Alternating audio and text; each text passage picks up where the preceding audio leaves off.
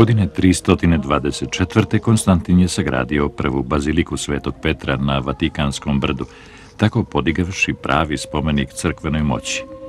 Ali on nikada hrišćanstvo nije učinio zvaničnom religijom, upravo suprotno. Zadržao je zvanje Pontifex Maximus, što bukvalno znači najveći graditelj mostova, koje su dobijali oni na najvišem položaju u starorimskoj religiji. Sve pape su do danas zadržale to zvanje. Ubrzo biskupi počinju da se svađaju oko tumačenja vere. Kao svetovni vladar, Konstantin je imao završnu reč kada se rešavaju crkvena pitanja. Takvo stanje za crkvu je nepodnošljivo.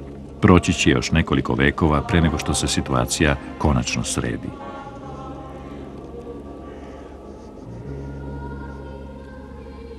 Godine 330. Konstantin napušta Rim i preseljava prestonicu Rimskog carstva u Vizantiju, u Konstantinopolj.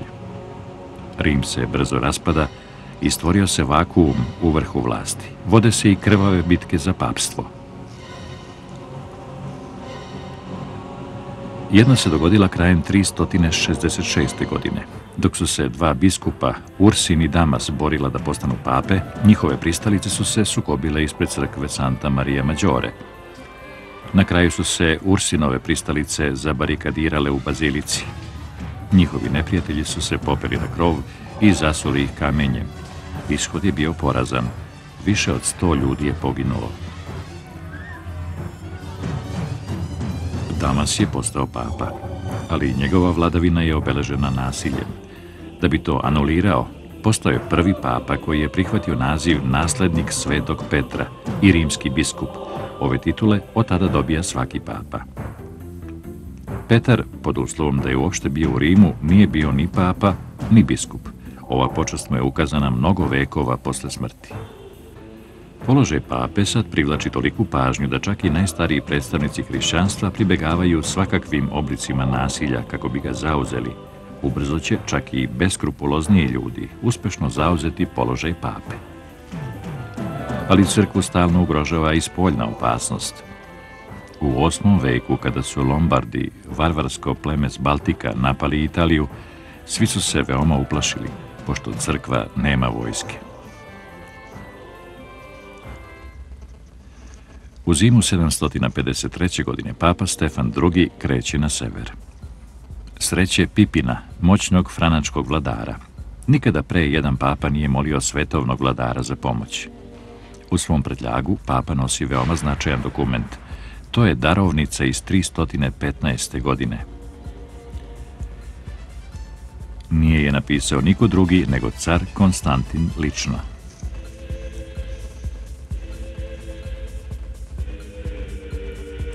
Takozvana Konstantinova darovnica pripoveda neverovatnu priču. Konstantin je imao gubu. Paganski sveštenici su mu savjetovali da se okupa u kadi punoj tople dečije krvi. Ozbiljno bolesnog cara su mučili strašni snovi.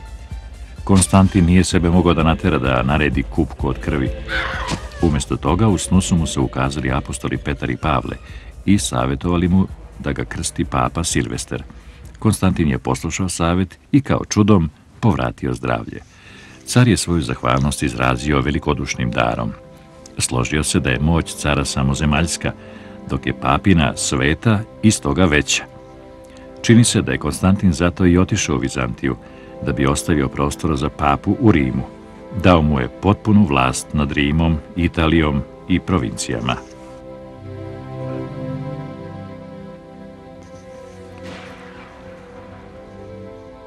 Kralj Pipin je oduševljen. Godine 755. kreće u bitku protiv Lombarda. Naneo im je strašan poraz i prisilio ih da priznaju franačku vlast. Papstvo je spaseno. Sva zemaljska imanja su vraćena crkvi. Ali sve ovo je zasnovano na velikoj obmani. Papa Stefan II. Je napravio jednu od najvećih krivotvorina u istoriji katoličke crkve. Možda je čak sam i sačinio dokument. Prevara je obelodanjena tek 700 godina kasnije. U 15. veku humanista Lorenzo Valla radio je kao prevodilac i istoričar za napoljskog kralja i proučavajući Konstantinovu darovnicu pronalazi nešto neverovatno. Za vreme Konstantinove vladavine papa nije bio Silvestar, nego Mildijad. U tekstu se pominje i Konstantinopolj, iako se grad u to vreme još nazivao Bizant. To su samo dve od više od 100 otkrivenih grešaka. Strahujući za život, Vala je svoje otkrića tajio. Objavljena su tek početkom 16. veka. Ipak katolička crkva i dalje insistira na autentičnosti darovnice. Vatikan vekovima zadržava vlast na osnovu nesumnjive krivotvorine. To nije jedini skandal u istoriji Vatikana. Godine 1033. papski tron je nasledilo jedno dete. U zavisnosti od istorijskih izvora, Benedikt IX je imao između 11 i 18 godina. Njegov otac je dao mito i on je postao poglavar crkve. Ali umjesto da svoj visoki položaj koristi da vlada hrišćanskim svetom, imenuje biskupe i ekskomunicira jeretike, gurajući papstvo u veoma ozbiljnu krizu.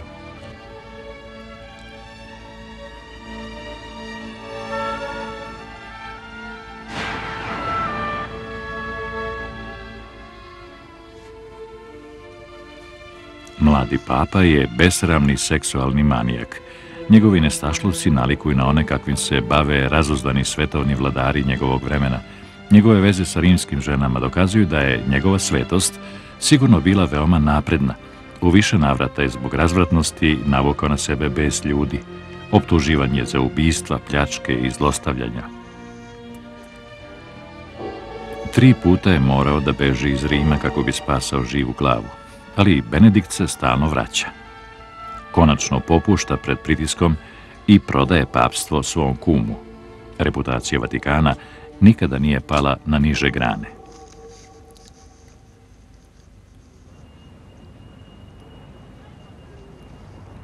Oni u Vatikanu imaju veliku moć, ali skoro nikakve moralne vrednosti. Na kraju i naredni papa abdicira. Ipak nije to uradio na svoju ruku, već tek pošto je podvrgnut političkom pritisku mladića koji nije bio poreklom iz Italije. To je Heinrich IV. Iz Nemačke. On imenuje Klementa II. Za papu. Klement izražava svoju zahvalnost tako što istog dana Heinricha kruniše za cara. Ovim je počeo još jedan skandal. Novi papa je užasnut provokativnim gestom. Heinrich zamenjuje krunu koju mu je dao papa carskim vencem koji su nekada nosili Rimljani. Ovim potezom Heinrich se poziva na stariju vlast.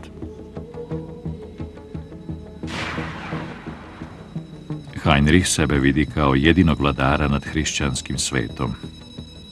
Ispostavilo se da je to bila velika greška. Samo 10 mjeseci kasnije papa Klement umire.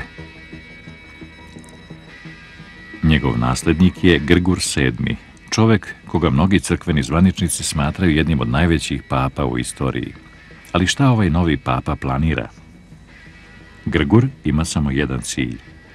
On čini sve da ponovo papsku vlast postavi iznad svetovne vlasti. Grgur je osnovao čitavu školu krivotvorenja.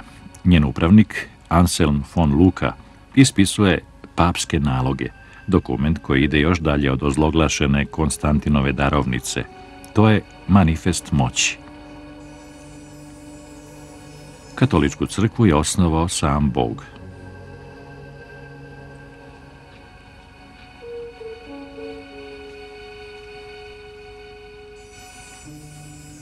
Samo papa ima prava na carska znamenja.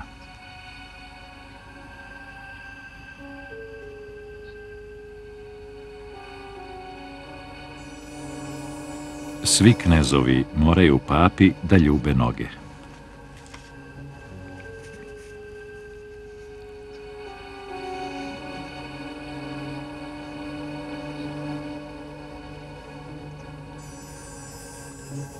Njegovo ime je jedinstveno u celom svetu.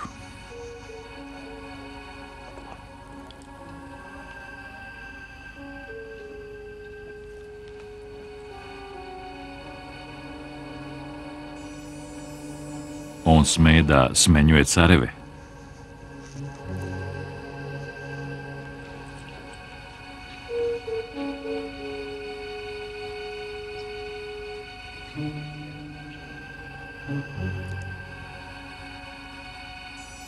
Rimska crkva nikada nije grešila i prema Svetom pismu nikada neće ni grešiti.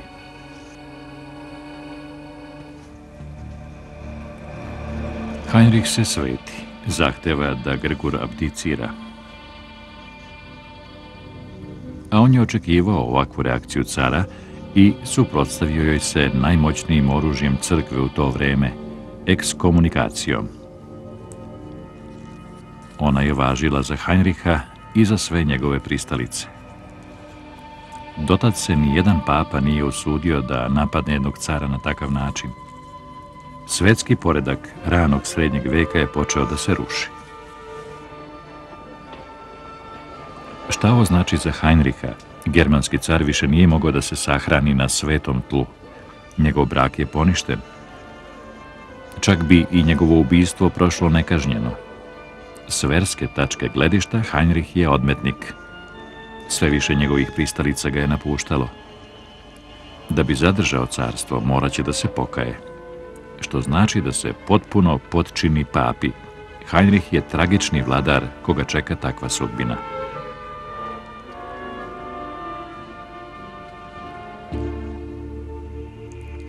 U zimu 1077. godine on sa svojom ženom i novorođenim sinom kreće na naporan put preko Alpa.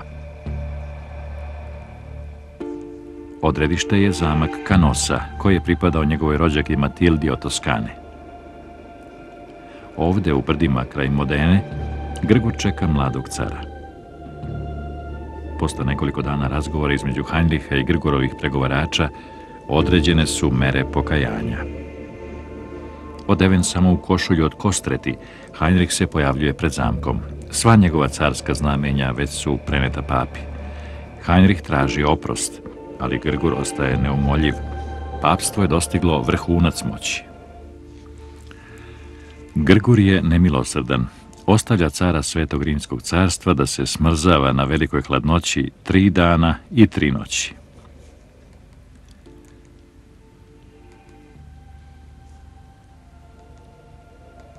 Heinrich okajava svoju hrabrost, modar od hladnoće, a zubi mu cvokoću.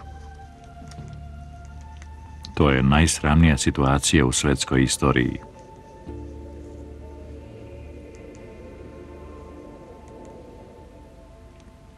Tek 4. dana i tek posle preklinjanja Matilde od Toskane, Grgur konačno popušta i povlači ekskomunikaciju. Bitka za vlast je odlučena u korist pape.